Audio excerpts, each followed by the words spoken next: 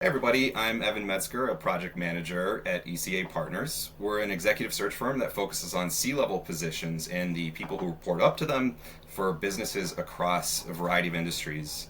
One of the things that distinguishes ECA is that we've had fantastic success hiring PhDs, providing them the mentorship and support so that they succeed in the executive search industry, and many of them are now in leadership positions with us.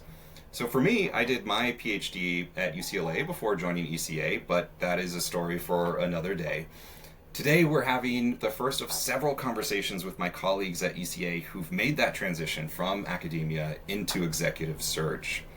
For many people, thinking about making this transition, you might feel anxious or a little unsure about making such a big move from the world of scholarship and conferences and seminars into the business world.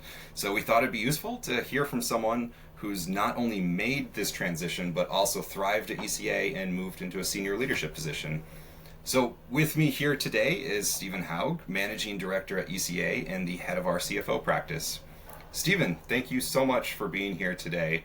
Why don't you start off by telling us a little bit about your career in academia before you came to ECA? Evan, thanks for having me here today. I'll be glad to tell you the story about how I ended up at ECA after academia. So, for undergrad, I went to Texas A&M University, studied liberal arts field like almost all of our PhDs here at ECA. They focused on philosophy and history. When I was finishing my undergraduate degree, I was accepted into the PhD program at UC Santa Cruz, University of California at Santa Cruz. I joined that department and I had some ideas about a dissertation already, actually, luckily from my undergraduate days at A&M. So I was able to fairly quickly get started on that. I moved through the PhD uh, fairly quickly, finished in just under 5 years. And right when I was wrapping that up, I was considering opportunities both in academia, but really thinking about outside of academia as well for a variety of reasons. That's when I got a message from ECA through LinkedIn. Had a few conversations with them. This is early on in the days when we were hiring PhDs. I wasn't the first, but I was uh, among that group. I saw the future at ECA in terms of the company itself and of the how they valued PhDs. So I joined the organization. I've been here for almost 6 years and haven't regretted it at all. I'm excited to join this organization that both values PhDs but provides opportunities for career growth for folks coming out of academia. Fantastic. And I know a lot of people as they're thinking about joining ECA or early on, like myself at ECA, a lot of us want to develop a specific area where we might focus. You've made a name for yourself now in the finance world as a go-to person for CFOs and various other senior finance leadership positions. I'm curious if you could tell us a little bit about how you made that decision to focus on finance as your practice area.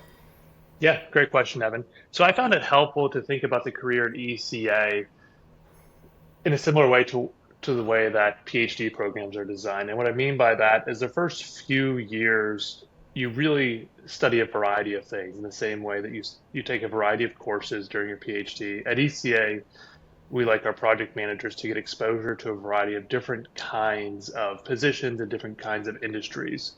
So early on at ECA, I worked with tech businesses, I worked with manufacturing companies, I filled CEO positions, COO, corp dev sales, a variety of different roles. And through that process, I was able to learn that I really enjoyed focusing on the high level finance positions.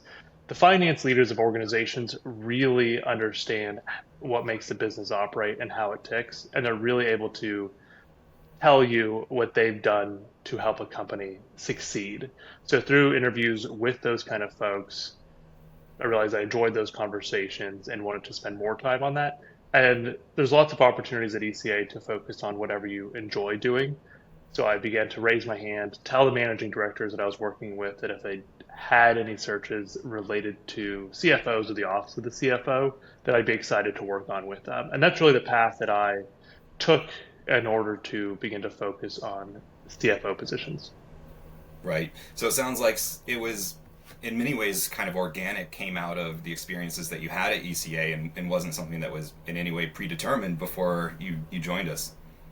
Yeah, exactly. I would say that whenever I was first at ECA, some of the most common positions we filled were strategy roles, which were really exciting. We still do a ton of those.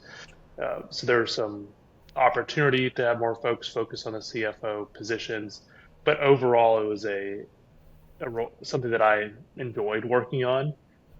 And the executives and leaders at ECA are more than happy to give folks room to explore topics that they're interested in. Fantastic. So I know a lot of us more junior project managers here, at ECA look to you for a lot of advice and mentorship on, how we can succeed at ECA. What would be maybe the biggest piece of advice you'd give to someone who's maybe contemplating this career path or, just joined ECA in terms of, success and moving up into a senior leadership position? That's kind of you, Evan, but happy to explain some of the things that I learned at ECA because it is a big transition moving from academia into the executive search world. And there are a few things that really matter a lot in academia that matter a lot less in executive search. And there are a few things that almost don't matter at all in executive search or in academia that matter a lot in executive search. So a couple of tactical things that I think our incoming PhDs learn very quickly or to change their communication style. The world of business moves much more quickly than the world of academia. So we generally adjust the communication style, or us as PhDs, whenever we enter the business world, to shorten our emails and to have very succinct conversations. Uh, So those are some tactical things, adjust the communication. And then also, I think it takes some time to understand that we are a client services organization. And so our interactions with our clients are extremely important. And that's a great opportunity for PhDs to shine. Or in those, every week you're going to be meeting with clients. And it's in those opportunities that the managing directors and the rest of the executive team really get to see how how well our PhDs are able to interact with their clients, how they're able to share ideas, guide our clients through making really impactful decisions. Our clients trust us to help them decide which CEOs to bring in to run their businesses, which CFOs or COOs. Extremely important decisions for them, and it's in those conversations. I think if you navigate them well and provide quality advice to our clients, that's the quickest way to provide great work for our clients as well as to exceed at ECA. Fantastic. Well, those were all my questions for you today, Stephen. I'll let you get back to your day, and thank you so much for joining us. Evan, thank you for this. Thanks for the questions. They were great. Absolutely. Thanks. Good man. Great. Um, cool. Is that good? We could I think do it that's again good. later if you want to. But yeah, yeah. Yeah, I think at this point, here I'll hit stop recording.